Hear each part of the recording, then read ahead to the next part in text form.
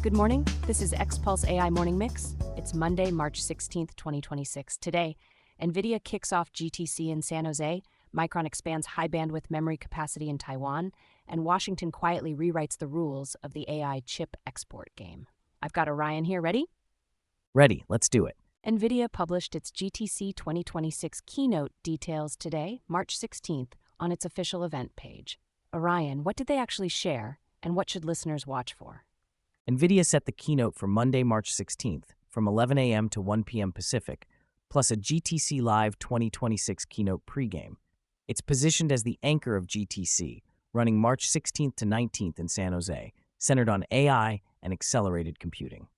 A 2-hour keynote is a commitment. What tends to move markets at GTC? Historically, it's roadmap signals, new GPUs, networking, and the software stack that makes clusters run. Think CUDA, inference tooling, and enterprise platforms.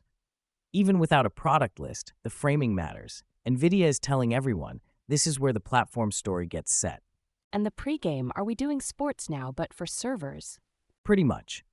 It's NVIDIA turning a keynote into an event stream, which helps keep attention on their narrative.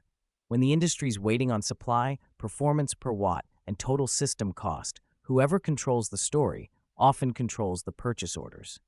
Reuters reported on March 16th that Micron plans a second chip facility in Taiwan at the Tongluo site it acquired from PowerChip. Orion, what's Micron building, and why now? Micron says the new facility expands supply of leading-edge DRAM, including high-bandwidth memory, or HBM, aimed at surging AI demand.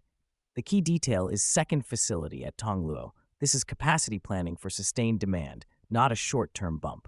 For people who don't live in memory land, what makes HBM so special? HBM is the memory that feeds top-end AI accelerators fast enough to keep them busy.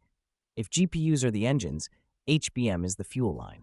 When HBM is tight, the whole system bottlenecks, so adding supply can unlock more usable compute across the market. Any bigger implication from Taiwan specifically?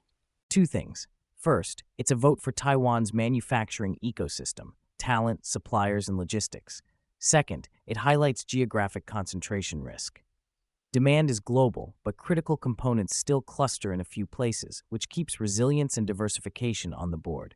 One more from the policy side. Tom's Hardware, citing Reuters, wrote on March 14th that the U.S. Commerce Department revoked a proposed rule tied to exporting U.S.-developed AI accelerators. What was that rule trying to do? The proposal would have required foreign operators of large AI compute clusters to make mandatory investments in U.S. AI infrastructure as a condition of getting the hardware.